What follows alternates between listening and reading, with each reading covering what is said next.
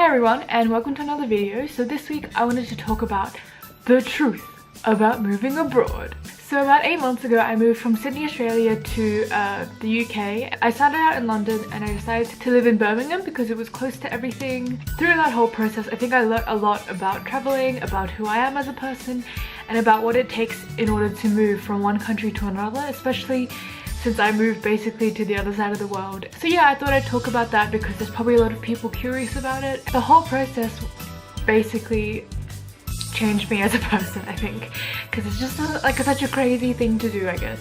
The first thing is that it's scary. You're going to doubt yourself again and again, and especially if it's a big move like to the other side of the planet, you're going to think, am I crazy? What's wrong with me? Why do I want to do this? And especially if you're an overthinker like me, every decision is going to feel like life and death, but it's not really. Also, there's the issue with dealing with different cultures and norms. I mean, I chose the UK mainly because it's similar enough to Australia that I didn't have to worry about learning a new language, but it's closer to Europe, so I had more options when it comes to traveling and taking weekend trips. So yeah, I was definitely stepping out of my comfort zone, but definitely not as much as if I moved to like China or Spain or something like that. So 2, there's going to be a lot of preparation. So there's a lot of research involved, saving up money. So yeah, I spent basically a year just researching, going on lots of travel blogs. That's how I sort of got like pulled into the world of like blogging and vlogging, because it just seemed so fascinating to me that there were these people who were so willing to give out information. And that's the fortunate thing, is you are not the first person that's moved from point A to point B. So if you search hard enough, you'll be able to find someone who's had the same experiences as you. There's so many great sources of information out there. One that really helped me was Travel Freak. The Aussie Nomad is really great for other Australians looking to move to the UK. So yeah, definitely go online, try and find a community of people who are also doing the same thing that you are, and it'll really inspire you and give you lots of tips that you wouldn't learn just from like a travel website. The third thing is that you're going to make mistakes. I've made a few mistakes along the way. I mean, it's going to be simple things like forgetting something or leaving something to the last minute, and that's totally fine. You're a human, things slip your mind, especially if you're moving on your own, which I was. There was no one else really that was going to be like, oh hey, have you done this, have you done that? I just had to police myself, and that was terrifying, but it was definitely worth it. And an important thing that I realized is that basically everything is replaceable. If you forget your shirt or your favorite pair of sneakers, you'll always be able to find a different store in this country that you're going to that's going to sell the same thing or similar, and then you end up getting a new memory because you think, oh, I bought those shoes in Belfast, and whenever I look at them I think of that trip. So yeah, even if you forget something, it's not the end of the world because everything is replaceable in life. Number 4 is it's expensive, like so expensive. The costs just add up. So between things like flights, accommodation, moving things abroad, if you're choosing to move furniture or something like that, that could go like crazy expensive. I fortunately didn't have to worry about that. And also just having general savings to spend when you're in that country, because when you get there you probably won't be starting a new job straight away, so you'll need money just to do things like traveling, public transport, food. That's why it's so cool to be able to sustain yourself with an online career. So travel bloggers, like, so much respect to them because they found a way to turn their passion into a career and make money through writing about traveling, and then that travel sustains more travel, and it just blows my mind. I mean, one day I hope I can get to like that kind of level. Number 5 is not everyone is going to be happy for you. That's just the sad truth with any type of life change. There's going to be people who are probably going to deter you, stop you. They might try and do it out of a good place where they're trying to be honest and kind, and they think that what they're saying is the right thing, but it's just going to make you, it's just going to build that self-doubt in you, and you don't really want to be around that. So I mean, I've cut out a few people. Feel free to stop talking to those people. I mean, the good thing about being an adult is you don't really need to talk to people if you don't want to. You're not stuck in school with them anymore. So I mean, I just said bye and my life's been better ever since. So yeah, I definitely don't regret it, because the type of people who are going to stop you from living your life are the type of people you don't want to be around, I guess. As long as you're being true to yourself and being smart and educating yourself, I don't see why you wouldn't be able to follow your dreams. Number 6 is you're going to feel lonely. I mean, especially moving solo to a new country, it's gonna feel like, oh my god, I don't know anyone here.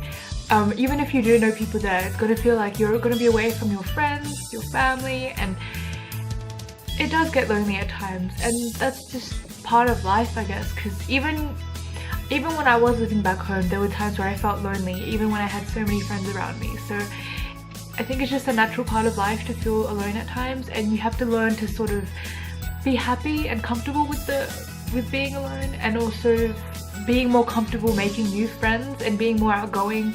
So yeah, it's really good character building, I think. Long distance friendships can work as long as both parties put in the work.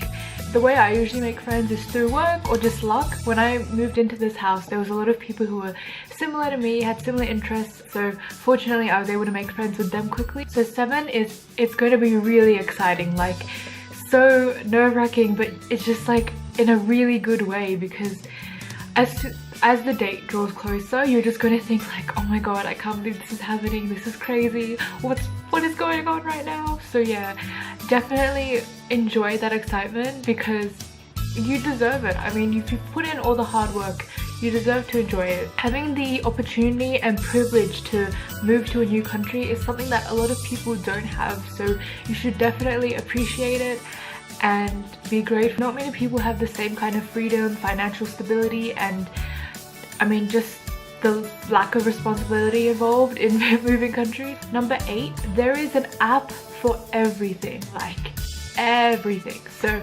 definitely take advantage of that. My favorite ones, not sponsored by the way, my favorite ones would definitely be Rome to Rio, which helps you find a place from A to B. And they just give you recommendations, so you can go by train, plane, bus, boat, whatever, and it just helps you organize your thoughts and figure out a budget, because you can look at the different prices at different times. So that's really great for when you're traveling. And also booking.com, obviously there's the website, but if you have the app on your phone, it makes it easier for checking in, checking out new places.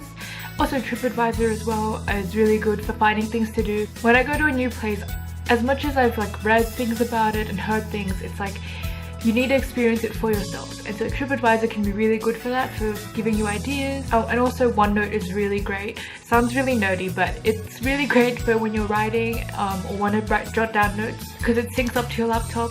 Number 9 is you're probably going to cry. So I'm a big crier. I cried when I was saying goodbye to my friends for the last time. I cried when I was on the plane, because I was just so emotional, and it just felt so real, and it was like I was looking forward to it for so long that just the emotions were just way too much. I cried when I was on the train like to the hostel after getting off the plane. Yeah, it was just, oh my god, just a crazy experience. So it was just a lot of like sadness, joy, excitement, fear, worry, stress, especially because I didn't actually have a job or a place to live. I just was gonna figure it out on my own when I got here, which was a bit ballsy of me. So yeah, definitely you're gonna cry, so pack lots of tissues. 10 is give yourself time to adjust. So I think that's one thing I really regret. Traveling can be extremely draining, especially if you're stuck in like a tight little space for like hours on end. You're going to feel like you need to just sort of spread your wings, like breathe, because it feels like you're just suffocating and breathing everyone else's air. So give yourself some time to relax, rest, maybe book a massage or like have a spa day, just something like that, just to make yourself feel more human. When I first got off the plane, I felt like I had reached a new planet, because it was such a long flight. It was like 12 hours to Abu Dhabi and then 8 hours to London, so I was like, am I on Earth still? Like, it was just the craziest thing I've ever done. Yeah, I feel like I definitely lost a piece of my sanity along the way. Yeah, definitely give yourself time to adjust. Don't dive headfirst into being a tourist, because you're just gonna like drain yourself, and like you don't want that, because it's just gonna like make the experience feel really harrowing. So yeah, that links to 11, which is let yourself enjoy it. You've probably had to stick to like a really strict budget just to save up, so when you finally get to that destination, just let yourself like eat the fancy food and like see the fancy things and live your dreams, and you know, find things that are really interesting to you. So they might not be the typical touristy things, but if they have an interest to you, you should just go for it. Like one thing I really loved was I went to Cardiff to go to the Doctor Who experience, because it was gonna shut in September, And I was like, no, like I love Doctor Who, I've always wanted to go to this thing. So I booked a coach just to go there, just for that. It was like the nerdiest thing I've ever done, but it was so much fun, so worth it. I got to see all these like props, costumes, just being a total nerd. And they had even like they had this sort of, I mean, it was a Doctor Who experience, so you got to basically experience going on an adventure, and I just felt like I was living my dream. And I was like, why are these people more into this? Like, please get out of my way, we need to run away from the dialects. So yeah, that was definitely like a really good treat yourself moment, because it was something that I really wanted to do. So yeah, let yourself enjoy it, make some really fun memories that you can't make when you're in your home country. Number 12 is solo travel is hard. Like, it's so scary knowing that you are the only one that is going to look after yourself. It's simple things like if you sit down at a cafe, like, oh no, I need to go to the bathroom, or I forgot to get napkins, stuff like that, and you're like, what do I do? Like, I've got all this like random stuff with me. Do I bring it with me? Do I take my plate with me? It's just annoying things like that, where if you were with a friend, you could be like, hey, mind my stuff, I need to go to the bathroom, or hey, can you go get me some napkins? But then when you're on your own, everything just becomes a lot more stressful, and I guess when you're managing that stress, it's really good character building. But yeah, solo traveling is hard, but the good thing about solo traveling is normally solo travelers find other solo travelers and then they just become friends.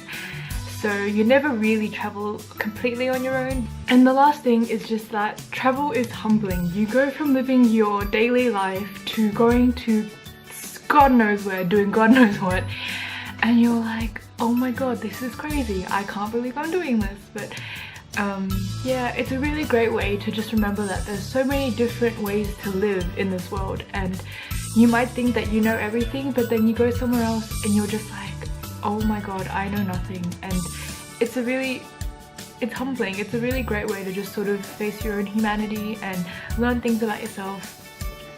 And yeah, it's definitely something recommended. So yeah, if you are planning on moving abroad, I hope this video helps in some way, and I'll definitely link to everything that I mentioned in the description below if you want to explore more, because it's definitely a good way to get started.